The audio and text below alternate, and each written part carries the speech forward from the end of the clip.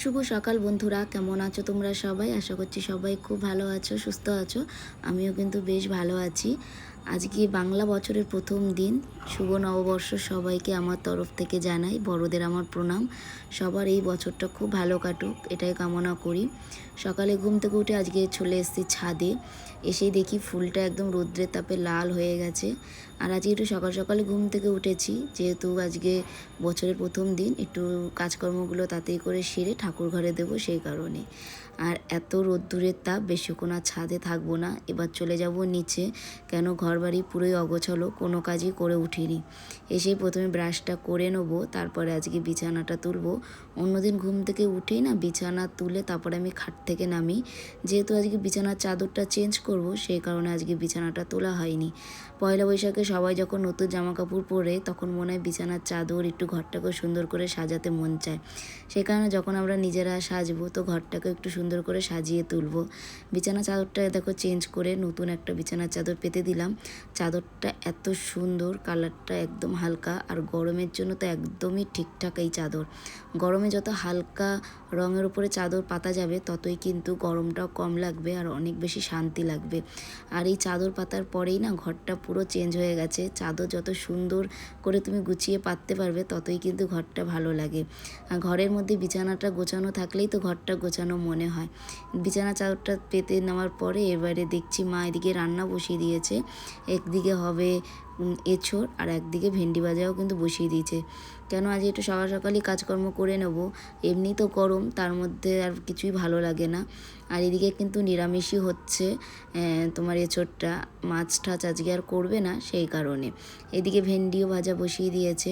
মা একদিকে রান্না করছে, আর আমি এদিকে বোতলগুলো ভরে নিয়ে সব ফ্রিজে ভরে রাখবো। কেননা বোতলগুলো সবই খালি ছিল, তো ভাবলাম আমি বসে থেকে জলগুলো ভরেই নিই। এঁচোড়টা দেখো রান্না হয়ে গেছে, দেখতে কত লোভনীয় লাগছে, খেতেও অনেক বেশি টেস্ট ছিল। আর এইদিকে আমি টেবিল ক্লথ কিনে নিয়ে এসেছিলাম, সেটাই এখন পেতে দিচ্ছি।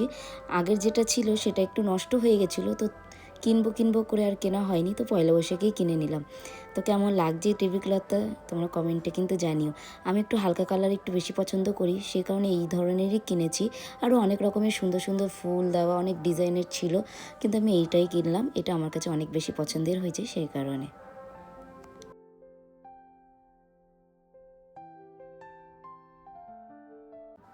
সুন্দর করে গুছিয়ে রেখে এবার চলে আসলাম বেলপানা করব। কদিন আগে নীল পুজো গিয়েছিল, সেই সময় বেল আনা হয়েছিল, সেই বেল দুটোই রয়েছে। তো ভাবলাম আজকে বেলপানা করি। আর যা পরিমাণে গরম পড়েছে, এই গরমে ঠান্ডা ঠান্ডা বেলপানা খেতে কিন্তু বেশ ভালোই লাগে।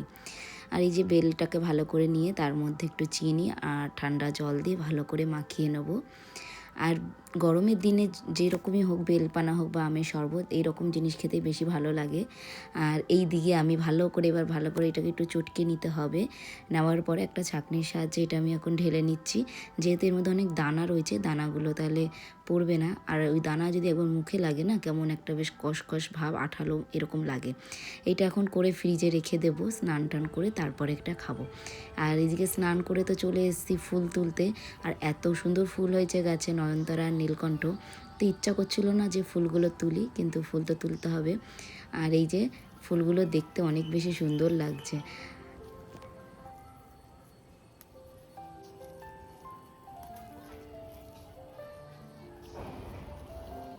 আমাদের এই গাছে না অনেক ফুল হয়, প্রত্যেক দিনই বেশ অনেকগুলো করেই ফুল ফোটে, কিন্তু সব ফুল আমি পাই না।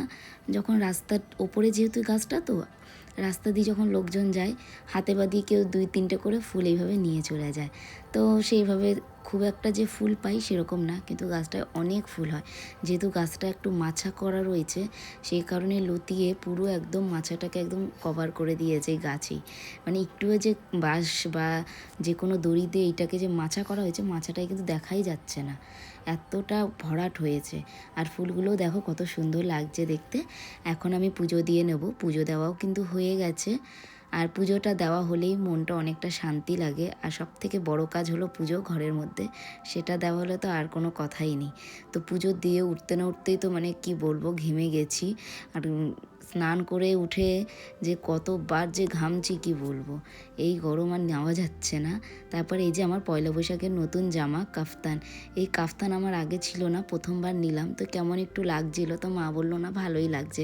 যেটা হয়, যেটা না পরার অভ্যাস নেই, সেটা যদি প্রথম পরি তখন একটু কেমন লাগে। তারপর তো খেয়ে দিয়ে একটু শুয়েছিলাম, এই যে বিকেলবেলা এখন বেরিয়ে পড়লাম, সামনেই আছে চড়ক মেলা, তো সেখানেই যাচ্ছি। আর সব থেকে আমার ইন্টারেস্ট দেখার হলো যে সন্ন্যাসীরা বড়শি নিয়ে যে ঘোরে, সেটা আমি কোনো দিনই দেখিনি, এই ফার্স্ট টাইম দেখবো। এমনি ফোনে দেখতাম, কিন্তু এরকম ফার্স্ট টাইম নিজের চোখে দেখছি, সেই কারণে আরও তাড়াতাড়ি চলে এসেছি। আশেপাশে ছোটোখাটো একটু মেলাও বসেছে, এই বড়শি এইটা হওয়ার পরে একটু মেলাটাও ঘুরবো, ঘুরে তারপরে বাড়ি যাব। যেহেতু পয়লা বৈশাখ বলে কথা, বাড়িতে আর মন টিকলো না বসে থাকতে, তার জন্য একটুখানি ঘুরতে বেরিয়েই পড়লাম।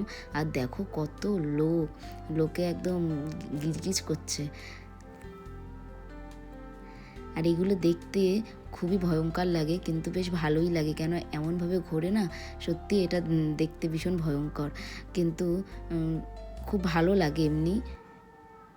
এদিকে দেখো আবার অদিতি মুন্সি এসছে, এনাকে তো সবাই চেনো, সারেগামাপায় গান করতো, আর এখন এখানকার বিধায়ক, সেই কারণে একটু ঘুরে গেল এই মন্দির থেকে। তো চলো বন্ধুরা, আজকের মতন ভিডিওটি এখানে এন্ড করছি, দেখা হবে নেক্সট ব্লগে, ততক্ষণে সবাই খুব ভালো থেকো, সুস্থ থেকো, টাটা।